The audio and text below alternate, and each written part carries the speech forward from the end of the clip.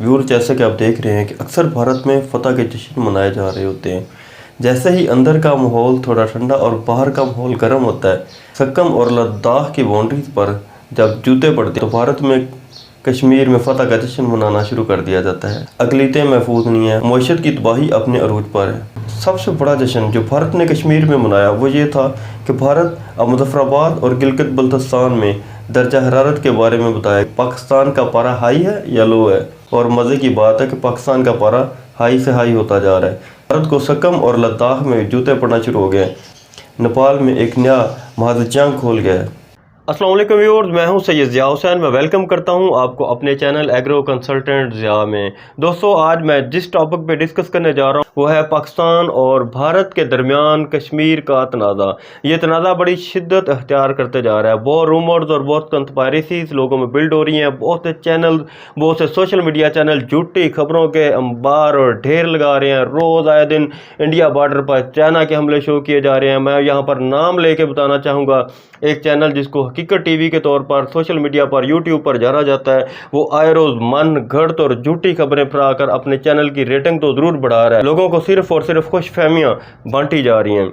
दोस्तों, क्या वजह है कि पाकिस्तान और भारत के दरमियान कश्मीर का तनाज़ा, जिसमें कि लॉकडाउन भी इम्पोज किया गया भारत की तरफ से, ये बहुत शिद्दत क्यों अख्तियार करता जा रहा है? क्यों इसके बारे में कॉन्स्पायरेसीज जन्म ले रही हैं? क्यों चाइना और अमेरिका का इसमें इन्वॉल्वमेंट जो है हमें नज़र आ रही है? क्यों अफगानिस्तान में अमन मुमकिन नहीं हो रहा? और क्या वजह है कि ईरान में पाबंदियाँ लग रही हैं?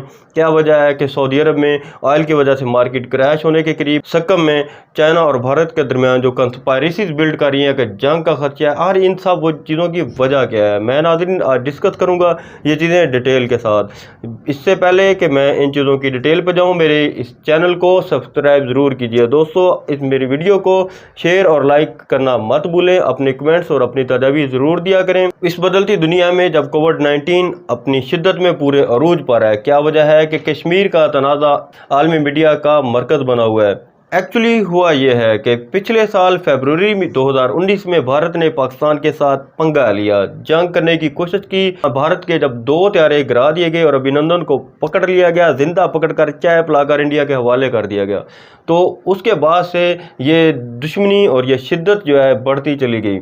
इसकी वजह क्या है? इसकी जो सबसे बड़ी वजह है वो आने वाली वो डेवलपमेंट्स हैं, वो आने वाली वो तरक्की की खबरें हैं। सबसे पहले तो ये है कि चाइना जीपीएस सिस्टम को ख़त्म करके अपना जीएनएसएस सिस्टम जो नेविगेशन का है वो इंट्रोड्यूस करवा चुका है। ये बहुत बड़ी उनकी एडवांसमेंट है। इसके अलावा चाइना 5G जो सिस्टम है इसको पूरी दुनिया में डेवलप करना चाह रहा है। इसके अलावा चाइना पूरी दुनिया में एनर्जी प्रोडक्शन, बिजली की पैदावार में एक बहुत बड़े आलमी मनसूबे पर काम कर रहा है। BRI CPEC जिसका हिस्सा है बेल्ट एंड रोड इनिशिएटिव, ये पूरी दुनिया में पूरी आबोताब से पूरी तेज़ी से बढ़ रहा है।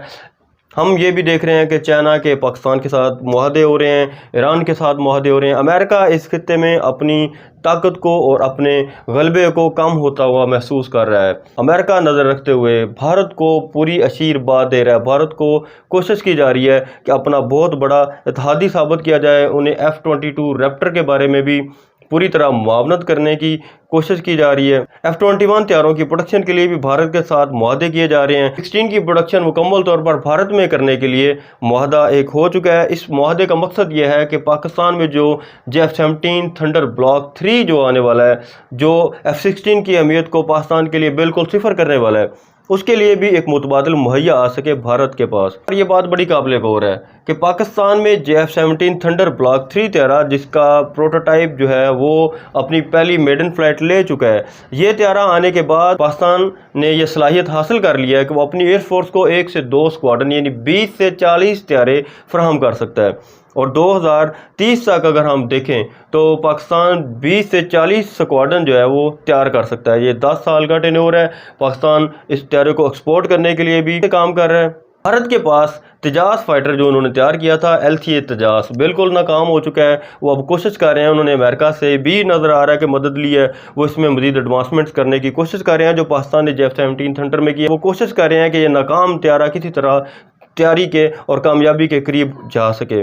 کیونکہ اگر ان کا یہ طیارہ کامیاب نہیں ہوتا ہے تو بہت بڑی بیڈ نیوز جو بھارت کے لیے ہے، ان کے 6 اسکواڈن 2023 تک ریٹائر ہو جائیں گے، جبکہ 2023 تک پاکستان میں 5 سے 6 اسکواڈن ہماری ایئر فورس کو نئے مل جائیں گے۔ اس وقت پاکستان کے پاس 400 کے قریب جنگی طیارے ہیں اور بھارت کے پاس 650 کے قریب جنگی طیارے ہیں۔ تو آنے والے وقت میں اگر دیکھا جائے تو بھارت میں 150 کے قریب طیارے کم ہو جائیں گے اور پاکستان میں 150 کے قریب طیارے مزید ایڈ ہو جائیں گے، تو اس سے ایک بہت غیر متوازن صورتحال پیدا ہوگی۔ اگر ہم نیوی کی بات کریں تو پاکستان کے پاس اس وقت 10 سب میرینز ہیں اور بھارت کے پاس 16 سب میرینز ہیں۔ پاکستان کا کچھ سال پہلے چائنا سے جو ایگریمنٹ ہوا تھا اس میں 8 سب میرینز چائنا پاکستان کو تیار کر کے فراہم کرنے جا رہا ہے۔ یہ سب میرینز یا تو مکمل طور پر تیار ہو چکی ہیں یا کچھ تیار ہو کر پاکستان کے سمندروں میں اتر چکی ہیں۔ تو اس کی وجہ سے بھی اس چیز کا پورا خدشہ ہے کہ پاکستان اور بھارت کے درمیان سب میرین کا جو لیول ہے وہ بھی امبیلنس ہو جائے گا۔ بھارت کے پاس جو 16 سب میرینز ہیں وہ زیادہ سے زیادہ 18 ہونے کا چانس ہے، کیونکہ ان کے 2 سب میرینز کے ایگریمنٹ ابھی پینڈنگ ہیں، لیکن پاکستان کے پاس سب میرینز کی مقدار 10 سے 18 ہو جائے گی۔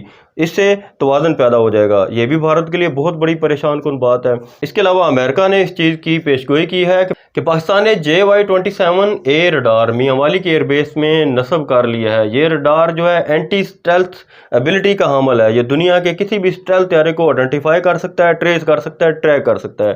اس کے علاوہ پاکستان میں ایک بہت بڑی خود انحصاری یا فرینڈشپ کی جو نئی چیز سامنے آنے والی ہے وہ یہ ہے کہ پاکستان نے GPS کو چھوڑ کر چائنا کے GNS سسٹم پہ جانے کا فیصلہ کیا ہے۔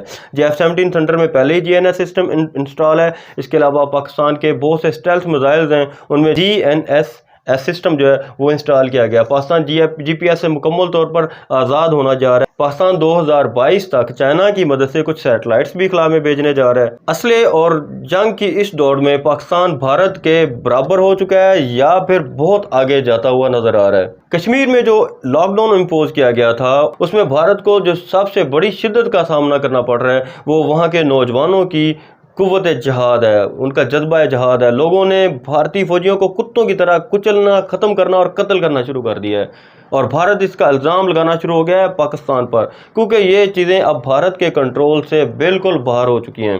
کشمیر کے عوام میں جذبہ حریت اور جذبہ جہاد اتنی شدت سے بڑھ چکا ہے کہ وہ بھارت کے فوجیوں کے ساتھ سینہ تان کر لڑنے کی صلاحیت اور طاقت کے حامل ہو چکے ہیں۔ بھارت اس ساری سچویشن کو فوری طور پر ہینڈل کرنا چاہتا ہے۔ بھارت انتظار نہیں کرنا چاہتا 2025 کا یا 2030 کا، کیونکہ 2025 یا 2030 میں پاکستان کی ایئر فورس، پاکستان کی نیوی اور پاکستان کی بحری فوج اس حد تک طاقتور ہو جائے گی کہ بھارت کی فوج سے ہر لحاظ میں، اسلحے میں اور افرادی قوت میں اور ہر طرح کی حکمت عملی میں بھارت سے بہت آگے تک چلی جائے گی۔ یہاں پر یہ بات بھی قابل غور ہے کہ پاکستان نے ضرب عضب کی وجہ سے دہشت گردی کے خلاف ایک بہت بڑی فتح حاصل کر لی ہے۔ اس کے علاوہ پاکستان نے اپنے مغربی بارڈر پر باڑ لگانے کا کام تقریباً مکمل کر لیا ہے۔ بھارت کا افغانستان میں چھپ کر پاکستان پر وار کرنے کا منصوبہ بھی بری طرح ناکام ہو چکا ہے۔ بھارت کی ایک ایئر بیس تھی جو پاکستان کے شمالی علاقوں کے اوپر ہمارے ایک دوست اسلامی ملک میں بنائی گئی تھی۔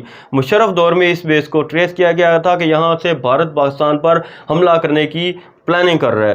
یہ بھی بھارت کا منصوبہ بری طرح ناکام ہو چکا ہے۔ سی پیک میں بڑی تیزی سے پاکستان کامیابیاں سمیٹ رہا ہے۔ اس کے علاوہ چائنا کے ساتھ پاکستان کے بہت بڑے دوستی کے اور دفاعی معاہدے جو ہیں وہ مکمل ہو رہے ہیں، اور بہت سے خفیہ معاہدے ایسے ہیں جن سے بھارت بڑی بری طرح سے پریشان ہے۔ اس کے علاوہ پاکستان نے گوادر کی بندرگاہ میں بہت بڑی کامیابیاں حاصل کر رہی ہیں۔ ایئرپورٹ کی تعمیر پہ کام شروع ہو چکا ہے، گوادر میں بہت سے پروجیکٹس مکمل ہو چکے ہیں، بجلی کے منصوبے بھی تیاری کے مراحل میں۔ چائنا کا جو ایران کے ساتھ ایگریمنٹ ہو چکا ہے وہ $400 ارب کی آئل امپورٹس کا ایگریمنٹ ہے۔ ایران نے چائنا کو آفر کیا ہے کہ وہ 20 سے 30% ڈسکاؤنٹ پر چائنا کئی سالوں تک تیل فراہم کرے گا۔